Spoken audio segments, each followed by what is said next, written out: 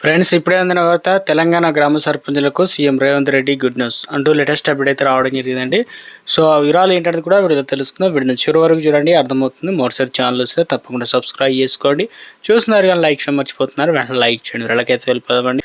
తెలంగాణలోని గ్రామ పంచాయతీల బలోపేతానికి, వాటి ఆర్థిక పరిపుష్టికి ముఖ్యమంత్రి రేవంత్ రెడ్డి సరికొత్త నిర్ణయంతో శుభవార్త చెప్పారు. గ్రామాల వికాసమే ధ్యేయంగా అడుగులు వేస్తున్న రాష్ట్ర ప్రభుత్వం పంచాయతీలకు పూర్తి స్థాయిలో ఆర్థిక స్వతంత్రం కల్పించే దిశగా ఓ చారిత్రక నిర్ణయం తీసుకున్నారన్నమాట. గ్రామ పంచాయతీల సొంత ఆదాయాన్ని ప్రభుత్వ ట్రెజరీ ఖాతాలో కాకుండా నేరుగా ఆయా పంచాయతీల సొంత బ్యాంక్ ఖాతాలోనే జమ చేసుకునేలా తెలంగాణ పంచాయతీరాజ్ చట్టంలో తగిన మార్పులు చేయాలని సీఎం రేవంత్ రెడ్డి ఉన్నతాధికారులకు ఆదేశాలు అయితే జారీ చేశారు.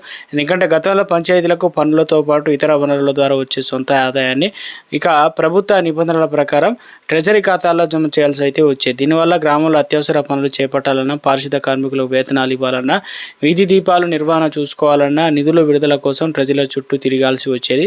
అయితే ప్రభుత్వ అనుమతులతో పాటు సాంకేతిక కారణాల వల్ల నిధులు డ్రా చేయడంతో తీవ్ర జాప్యం జరిగేది. దీనివల్ల గ్రామాల్లో అభివృద్ధి కుంటుపడుతుందని భావించిన ముఖ్యమంత్రి ఇక ఈ వ్యవస్థకు గుడ్ బై పలకాలని నిర్ణయం తీసుకున్నారన్నమాట. కొత్త విధానం అమల్లోకి వస్తే గ్రామాల్లో వసూలయ్యే ఆస్తి పన్నులతో పాటు నాలాల ఫీజులు, లేఅవుట్లు ఫీజుల ఇతర రూపంలో వచ్చే సొంత ఆదాయం నేరుగా పంచాయతీ స్థానిక బ్యాంకులు అయితే ఉంటాయన్నమాట.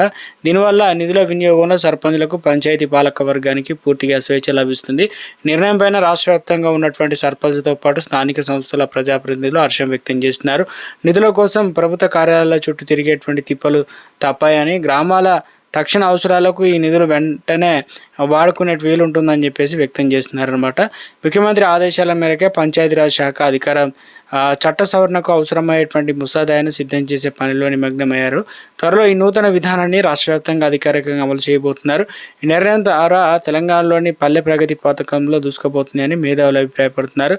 అతి త్వరలోనే చట్ట సవరణ జరిగిన తర్వాత అమల్లోకి వస్తే గతంలో లాగా ట్రెజరీలకు సంబంధం లేకుండా నేరుగా గ్రామ పంచాయతీలకు సంబంధించిన అకౌంట్ల ద్వారా డబ్బులు గ్రామ పనులకైతే వినియోగించుకోవచ్చు అనమాట. ఒక లేటెస్ట్ అప్డేట్ అనేది ఇవ్వడం జరిగిందండి మనకు.